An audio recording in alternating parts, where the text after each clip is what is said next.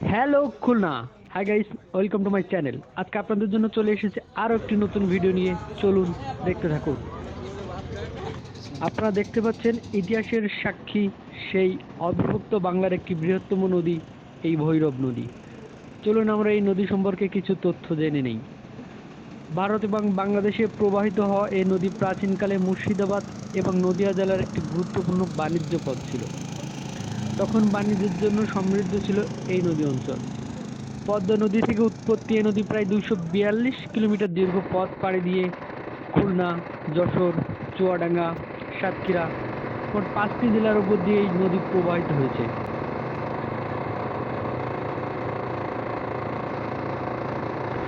তো চলুন সুপ্রিয় দর্শক, এই নদী সম্পর্কে আমরা আরো কিছু জানার চেষ্টা করি।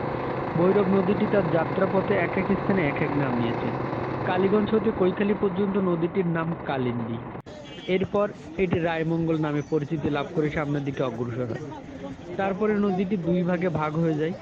পশ্চিমে যে অংশটি সেটি হরিভাঙ্গা নামে চলে গেছে, পূর্বের অংশটি ভৈরব নামে প্রবাহিত হয়। বর্তমানে নদীটির অনেকাংশ শুকিয়ে এসেছে। যশোর জেলার বাঘেরপাড়া উপজেলার পার হয়ে নদীটি আর নাব্য থাকে না। বর্ষার মৌসুমে এটি নাব্য থাকলেও শুষ্ক মৌসুমে নদীটি শুকিয়ে যায়। তবে নদীটি ভাটি অঞ্চলের নওপাড়া থেকে নদীটির নাব্যতা থাকে জোয়ার ভাটার প্রভাবে। খুলনার শহরের অধিকাংশ জায়গা এই নদীর তীরে অবস্থিত।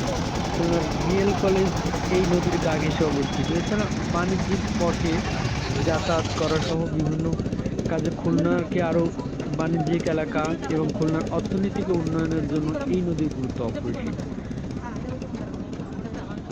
এই নদীটি 5টা জেলার মধ্যে দিয়ে প্রবেশ করেছে: চুয়াডাঙ্গা জেলা, ঝিনাইদহ জেলা, যশোর জেলা, নড়াইল জেলা এবং খুলনা জেলা।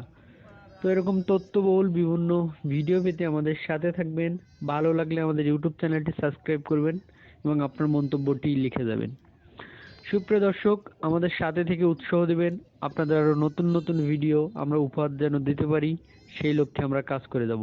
আপনাদের প্রতিটা মন্তব্য, আপনাদের প্রতিটা লাইক কমেন্ট আমাদেরকে নতুন করে ভিডিও বানানোর জন্য উৎসাহ যোগায়। ভালো থাকবেন, সুস্থ থাকবেন। আজকে এ পর্যন্ত, দেখা হবে আবার অন্য কোনো ব্লগে। ধন্যবাদ।